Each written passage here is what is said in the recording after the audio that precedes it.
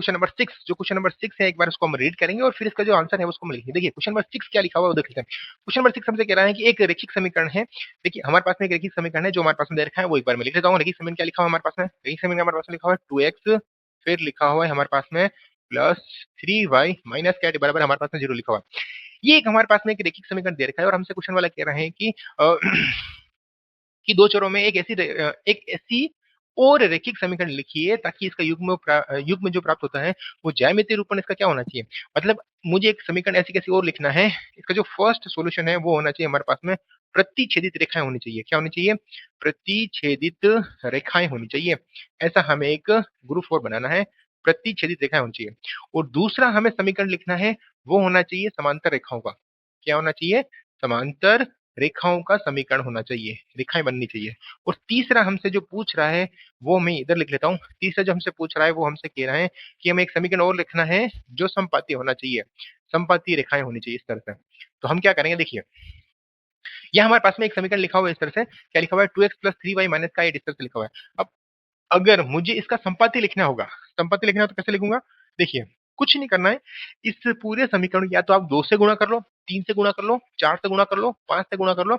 मतलब जो संपाती समीकरण होता है इसका कोई न कोई गुणा होता है, मतलब इसका मल्टीपल होता है पूरा पूरा। मतलब जैसे अगर मैं इसको 1 से गुणा करूं तो ये समीकरण पूरी आ जाएगी। हमें 1 से नहीं करना, हम क्या करें 2 से करेंगे। 2 से इस पूरे समीकरण गुणा करो या फिर 3 से करो या फिर 4 से करो, इस तरह से तो समीकरण बन जाएगी। अब इसके समांतर, इसके संपाती में बहुत सारी रेखाएं खींच सकता हूँ, तो क्या करेंगे या तो इस पूरे समीकरण को 2 से कर दो या फिर इसको 3 से गुणा कर दो या फिर पूरे से 4 से गुणा कर दो। तो वो जितनी सारी समीकरण आएगी वो सारी की सारी इसकी क्या होगी? संपत्ति होगी। तो करना कुछ नहीं, इसका 2 से गुणा कर लो। तो क्या करेंगे यहाँ पे हम, यहाँ पे 4x एन प्लस इसको 2 से गुणा करेंगे कितना आंसर आएगा हमारे पास में? 6y। और इसको 2 से गुणा करेंगे तो कितना आएगा? माइनस का 16 एन बराबर हमारे पास में हो जाएगा 0, क्योंकि 0 से 2 से गुणा करेंगे तो 0 ही आएगा। इस तरह से आप चाहो तो एक और लिख सकते हो, जैसे अगर मैं इसको 3 से गुणा करूंगा तो वो संपत्ति होगी, 4 से करूंगा तो भी वो संपत्ति होगी, इस तरह से। अब हम देखते हैं समांतर वाले। समांतर वाले कैसे लिखेंगे? इन दोनों को तो डबल करना है या 3 गुणा करना है या फिर 4 गुणा करना है, इसको नहीं करना है। इसको या किसी और संख्या से गुणा करना है या फिर इसको ऐसे रहने दो। जैसे अगर मैं लिखना चाहूँ इसका समीकरण, तो जैसे मैंने इसको किससे गुणा किया था? 2 से, तो आप इसको भी 2 से गुणा कर दो, इन दोनों से। तो इसको 2 से गुणा कैसे करेंगे? अगर मैं इसका समीकरण लिखना चाहूँ तो कैसे लिखूंगा? 4x plus 6y। और इसको आप 2 से गुणा नहीं करना है, या तो इसको ऐसे रहने दो या फिर 3 से कर दो या फिर 4 से कर दो या फिर 5 से कर दो, ऐसा भी कर सकते हैं। तो मैं इसको फिलहाल में ऐसे रहने देता हूँ। तो ये बन जाएगी हमारे पास में समांतर रेखा का समीकरण। और अगर हमें प्रतिच्छेदित रेखाओं को लिखना है समीकरण इससे, तो इसको क्या करना है? इसको किसी अलग से गुणा कर दो, इसको किसी अलग से गुणा कर दो और इसको किसी अलग से गुणा कर दो, या फिर किसी इसको इस एक से गुणा कर दो और बाकी सबको करने की जरूरत नहीं है। तो ये ऑटोमेटिकली समीकरण बन जाएगा। क्या बन जाएगा हमारे पास में? समीकरण बन जाएगा किसका?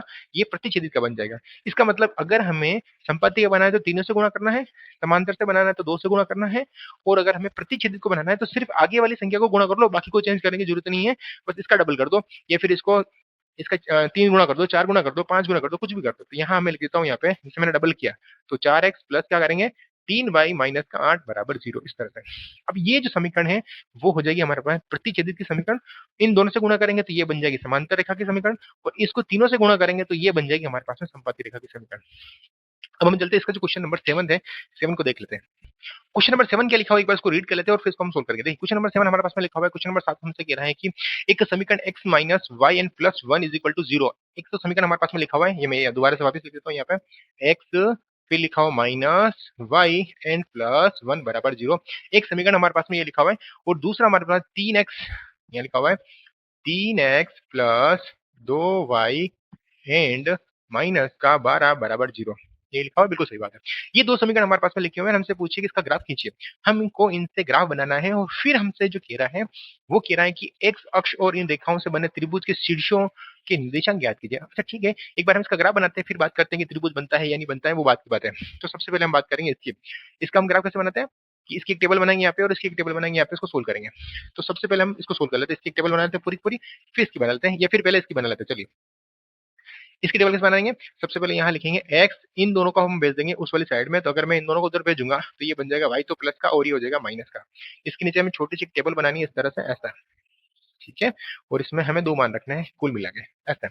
तो सबसे पहले मैं y बराबर कितना रखूं? ये x का मान है ना, तो यहाँ लिखेंगे y बराबर आप 1 रख दो। 1 रखने पर जैसे ही मैं 1 रखूंगा तो यहाँ x है और ये y है। अब देखो यहाँ पे अगर मैं y की जगह पे 1 रखता हूँ तो x का मान हमारे पास में कितना आएगा? यहाँ रखेंगे तो x बराबर इस समीकरण में रखना है मान, तो यहाँ रखेंगे y की जगह तो हम रखेंगे 1, इस तरह से। तो यहाँ जैसे ही मैं 1 रखूंगा तो यहाँ हो जाएगा माइनस का 1, इस तरह से। और x में से x जाएगा कितना बचेगा हमारे पास में 0 बच जाएगा, यानी कि इसका आंसर जो आना चाहिए वो आना चाहिए 0 इस तरह से। दूसरा मान सोच के देखो, बताओ कि दूसरा मान क्या होगा। भाई दूसरा मान यहाँ पे कुछ भी रख सकते हैं, तो एक रख दिया, हम दो रखेंगे तो यहाँ क्या रखेंगे, y बराबर दो रखने पर, अगर इसकी जगह मैं दो रखूंगा, दो रखने पर इस तरह से, अगर y की जगह मैं दो रखूंगा तो सोच के देखो इसका क्या आंसर आएगा। यहाँ थोड़ा सा इसको दर कर लेते हैं इस जगह पे, यानी कि x का जो मान आएगा वो कितना आएगा, x बराबर, यहाँ हमने दो रखा है n-1, तो x का मान कितना आएगा हमारे पास में एक आ जाएगा। हमने कितना रखा, y की जगह दो रखा था, और x का मान कितना आया हमारे पास में एक, इस तरह से। अब एक तो ये टेबल बन गई, एक हम इससे बना लेते हैं टेबल। तो कैसे बनाएंगे, एक बार यहाँ समीकरण लिख देते हैं, 3x प्लस 2y n-12 बराबर हमारे पास में लिखा हुआ है 0, इस तरह से। देखिए अब क्या करेंगे, आप 12 का तो हम उधर भेजेंगे ही भेजेंगे, आप चाहो तो 3 को भेज सकते हो, और आप चाहो तो 2 को, 2y को उधर भेज सकते हो। हम ये करेंगे कि x वाले को उधर रहने देते हैं, ये 3x इधर रहने देते हैं, इन दोनों को उधर भेज देते हैं। तो ये तो 12 तो हो जाएगा प्लस का, और ये हो जाएगा माइनस का। माइनस का इसलिए हम पीछे लिख रहे हैं, अगर ये प्लस का होता तो हम इसको आगे लिखते ताकि थोड़ा हमें सोल्व करने में आसान रहे। x का जो मान निकलेगा वो निकलेगा 12 माइनस 2y n, ये जो इंटू में आ रहे हैं वो चले जाएंगे बटा में, इस तरह से। अब हमें इसकी एक टेबल बनानी है छोटी सी इस तरह से, और हमें इसमें मान रखना है। देखो ये तो हो गया हमारे पास में x का मान, और ये हो गया y का मान। अब देखो एक चीज है कि यहाँ मान ऐसा रखना है कि इसको सोल्व करने के बाद में 3 का भाग चला जाए, बस बात खत्म। देखिए अगर मैं यहाँ पे 2 रखता हूँ तो ये हो जाएंगे, यहाँ मैं 2 रखता हूँ कितना हो जाएगा, 2 दूनी 4, और 12 में से 4 जाए कितना बचेगा हमारे पास में 8, तो भाग नहीं जा रहा है। इसका मतलब मुझे यहाँ पे कुछ ना कुछ ऐसा मान रखना है ताकि मैं इसकी जगह कोई ऐसा मान रखूं ताकि इसको सोल्व करने के बाद में इसमें 3 का भाग चला जाए। तो कैसे करेंगे, देखिए यहाँ पे इसका मतलब 3 का भाग जाना है तो 3 वाले टेबल वाला ही घटाना हमें। मतलब यहाँ पे या तो 3 रखो, या फिर 6 रखो, या फिर 9 रखो, ऐसी संख्या रखोगे तब जाके इसमें 3 का भाग जाएगा, क्योंकि ये संख्या 3 से विभाजित हो रही है, तो यहाँ पे भी 3 वाली संख्या ही चाहिए। इसका मतलब मुझे यहाँ पे क्या रखना पड़ेगा, सबसे पहले y बराबर 3 रखने पर, अगर मैं y की जगह 3 रखूंगा तो देखो क्या आंसर आएगा।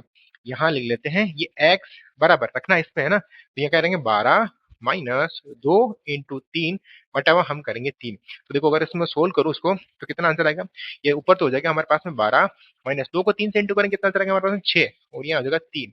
अब देखो 12 में से 6 जाएगा कितना बचेगा हमारे पास में 6, और 6 का में अगर हमें 3 का भाग दो तो आंसर हमारे पास में आता है 2, इस तरह से। इसका मतलब क्या हुआ कि हमने y की जगह रखा 3 और x का मान हमारे पास में आ रहा 2, इस तरह से। अब एक मान और रख के देख लेते हैं और हमारा सवाल जो हो जाएगा, ग्राफ बनाएंगे फिर इसका, है ना। अब देखिए, अब y बराबर कितना रखेंगे, क्योंकि हमें पता है कि ये इसमें 3 का भाग तब जाएगा जब 3 का गुणांक ही रखेंगे, तो हमने पहले 3 रखा, फिर अब रखेंगे 6, यानी कि y बराबर 6 रखने पर, तो y बराबर 6 रखेंगे तो इसका मतलब यहाँ आंसर कितना जाएगा हमारे पास में, x बराबर हम यहाँ रखेंगे 12 माइनस 2 इंटू यहाँ लिखेंगे 6, और बटा हुआ हम करेंगे 3। तो x का मान कितना है देखो, यहाँ हमने लिखा 12 माइनस 2 को इससे इंटू करेंगे तो ये हो जाएगा 12 अपॉन हम करेंगे 3। तो x का फिर से मान आ जाएगा हमारे पास में 0 बटा हुआ 3 करेंगे तो आंसर हमारे पास में आ जाएगा 0। हमने रखा कितना था x का मान, सॉरी y का मान रखा था हमने 6, और x का मान हमारे पास में आ रहा था 0, इस तरह से। करेक्ट, यही तो हमें करना था, बस और कुछ नहीं है। अब इसका हम छोटा सा ग्राफ बना लेते हैं फटाफट से, और फिर इसको हम सोल्व कर लेते हैं। देखिए तो इसका ग्राफ कैसे बनाएंगे, एक बार मैं इसको रफ कर देता हूँ, फिर इसका हम ग्राफ पे प्लॉटिंग कर लेते हैं। देखिए तो चलिए अब हम इसका बना लेते हैं ग्राफ। ग्राफ के ऊपर देखिए यहाँ हम प्लॉटिंग कर लेंगे इस तरह से। तो ये हमने बना लिया ग्राफ इस तरह से, इसको हम बोलते हैं एक्स डैश, सॉरी ये हो जाएगा एक्स अक्ष, और ये हो जाएगा एक्स डैश, ये हो जाएगा वाई, और ये हो जाएगा वाई डैश। हम क्या करेंगे इस पे, सबसे पहले पैमाना, पैमाना हम कैसे लिखेंगे, ऑन एक्स एक्सिस, यानी कि एक्स अक्ष पर क्या लिखेंगे, एक्स अक्ष पर 1 सेंटीमीटर बराबर कितना लिखेंगे, ये जो हमारे पास में एक्स अक्ष है इसके ऊपर 1 सेंटीमीटर, जिसका हम पहाड़ा लिखते हैं, हमने यहाँ पे 1 का पहाड़ा लिखा है तो हम यहाँ लिखेंगे 1 इकाई, इस तरह से यही लिखेंगे। एंड दूसरा यहाँ लिखेंगे वाई अक्ष पर, वाई अक्ष पर जो पैमाना लिखा जाएगा वो लिखा जाएगा 1 सेंटीमीटर बराबर लिखेंगे 1 इकाई, इस तरह से, है ना, क्योंकि यहाँ पर भी हमने जो पहाड़ा लिखा है वो सिर्फ हमने 1 का ही लिखा है, इस तरह से। अब देखिए हमसे ये जो पॉइंट है एक बार हम ये ड्रॉ कर लेते हैं, एक्स की वैल्यू 0 है और वाई का मान 1 है, तो एक्स का मान तो है 0, मतलब एक्स का मान तो हमें लेना ही नहीं है, सिर्फ वाई का मान लेना है। तो सिर्फ वाई का मान कहाँ पे मिलता है हमें, यहाँ पे मिलता है, इस जगह पे। यहाँ हम बना देंगे इस तरह से गोला, इस तरह से। फिर हमसे पूछा एक्स का मान हमें 1 लेना है और वाई का 2 लेना है, एक्स का मान 1 ही 1 है और वाई का मान 2 यहाँ पे है, यानी कि हम पॉइंट बनाएंगे इस जगह पे, इस तरह से ये वाला पॉइंट बन जाएगा, ठीक है। और दूसरा फिर हम इस वाले इसको हम बनाते हुए लाइन खींचे, बस को बनाते हुए लाइन खींच लेते हैं। ये शायद है ना, ये इसको यहाँ पे टच करते हुए जा रहा है, देखो यहाँ यहाँ और यहाँ, तो मैं क्या करूंगा इसको एक लाइन खींच देता हूँ सीधी सीधी इस तरह से, ऐसे। अब देखिए अब हमसे पूछा ये वाला प्लॉटिंग करनी है हमें, एक्स की वैल्यू कितनी है हमारे पास में 2, और वाई की वैल्यू कितनी है हमारे पास में 3, एक्स की वैल्यू हमारे पास में 2 है और वाई की वैल्यू 3 है हमारे पास में, तो ये पॉइंट बन जाएगा शायद मेरे हिसाब से इस जगह पे, ये जो पॉइंट बन रहा है इसी के ऊपर बन जाएगा यहाँ, इस तरह से, ये जो लाइन जा रही है इसी के ऊपर हमारे पास में एक पॉइंट बन गया, यानी कि 2 और 3 जो हमारे पास में आ रहा है वो यहाँ आ रहा है। और फिर हमसे पूछा है 0 और 6, यानी कि x का मान तो है 0, y का मान है 6, मतलब इस जगह वाला जो पॉइंट है वो वाला पॉइंट हो जाएगा। अब मैं इसको मिलाते हुए लाइन खींचूंगा सीधी सीधी, यानी कि ये जो हमारा पॉइंट बन रहा है वो हमसे बन जाएगा लगभग 4 के आसपास जाएगा।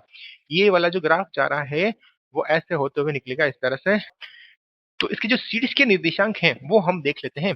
तो इसके जो शीर्ष के निर्देशांक है वो शीर्ष के निर्देशांक कौन से हैं? देखो इसके शीर्ष के निर्देशांक तो है ये वाला, इसका एक शीर्ष तो ये है, इसके कोऑर्डिनेट कितने हैं, ये निर्देशांक कितने हैं, एक्स का मान तो है 2, पहले एक्स का मान लिखना है, ये यहाँ पे 2 है, और वाई का मान कितना है हमारे पास में 3, इस तरह से।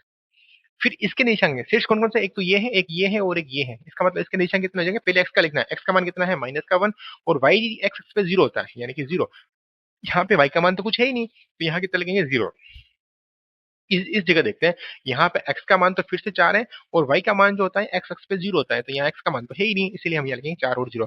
फिर हमसे पूछा है कि इसको छायांकित करना है, इसको छायांकित कैसे करेंगे, यहाँ इसको थोड़ा शेडेड कर देंगे इस तरह से, तो इसको छायांकित कर देंगे इस तरह से। तो ये हो गया अपने त्रिभुज का जो छायांकित भाग का क्षेत्रफल है वो इस तरह से बन जाएगा, ये इस तरह से।